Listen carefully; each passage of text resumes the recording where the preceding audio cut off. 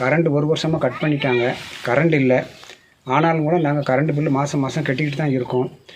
கடந்த ஒரு 20 நாளைக்கு முன்னாடி ஃபோர்மேன் கந்தசாமி அவங்க என்கிட்ட ஃபோன் பண்ணி சொன்னாங்க, இந்த மாதிரி காக்காட்சியில் சர்ச்சில் வீட்டில் எல்லாத்துலேயும் மீட்டர் பெட்டியை கலட்டணும் அப்படின்னு சொல்லி சொன்னாங்க. அப்போ நான் அவங்கள்ட்ட சொன்னேன், நீங்கள் போகிறதுக்கு முன்னாடி எனக்கு ஒரு தடவை கால் பண்ணுங்கள் சார், நான் வாரேன், சாவியை கொண்டுட்டு வரேன், பக்கத்தில் இருக்க ஆட்கள் வீடு பூட்டி இருக்க வீட்டுக்குள்ளே இருக்க ஆள்களையும் நான் கூட்டிகிட்டு வர சொல்லுதேன். அவங்களும் வந்துட்டு சாவியை வச்சு வீட்டை திறந்து கொடுப்பாங்க, நீங்கள் மீட்டர் பெட்டி எடுத்துக்கிடலான்னு சொல்லி சொன்னேன். ஆனால் அவங்க எந்த ஒரு முன்னறிவிப்பும் இல்லாமல் சர்ச்சில் ஜன்னலை கொண்டியை பிடுங்கி உள்ளே வந்து மீட்டர் பெட்டியை கலத்திட்டு போயிட்டாங்க.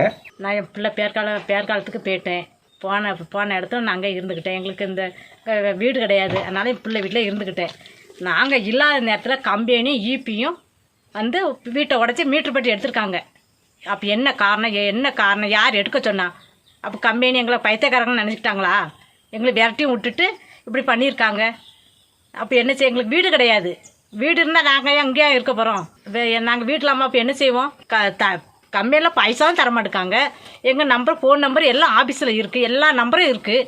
இந்த 10 பேர் நம்பர் அங்கே தான் இருக்குது. ஒரு ஆளுக்கு எல்லாத்துக்கும் ஃபோன் பண்ணி தெரிய வச்சா நாங்கள் வந்திருப்போம்ல. அப்போ எதுக்கு என்ன காரணத்துக்கு உடச்சி எடுத்தாங்க? இப்போ எங்கள் எல்லா நம்பரும் இருக்குது கம்பெனியில். அப்போ ஏன் ஒரு ஃபோன் பண்ண வேண்டியதானே எங்களுக்கு? அப்பயே எடுத்தாங்க. எல்லார் வீட்லேயுமே ஜன்னலை உடச்சி அவங்க பாட்டுக்கு உள்ளே போய் எல்லாத்தையுமே திறந்து போட்டுட்டு போயிட்டாங்க. இப்படிப்பட்ட ஒரு சூழ்நிலையில் நாங்கள் எங்களுக்கு ஒரு வீடு இல்லாமல் நாங்கள் இப்படி இருந்து கஷ்டப்பட்டுட்டு இருக்கோம். எஸ்டேட்டில் இருக்க எல்லாருக்குமே நாங்கள் வீடு இல்லாமல் தான் இங்கே இருக்கோம். ஆனால் கவர்மெண்ட்டு கம்பெனி எங்களுக்கு இந்த மாதிரி பழி வாங்குற மாதிரி தெரியுது. ஆனால் இதுக்கு அரசாங்கம் தான் ஒரு நல்ல ஒரு முடிவு எடுத்து எங்களுக்கு சொல்லணும்.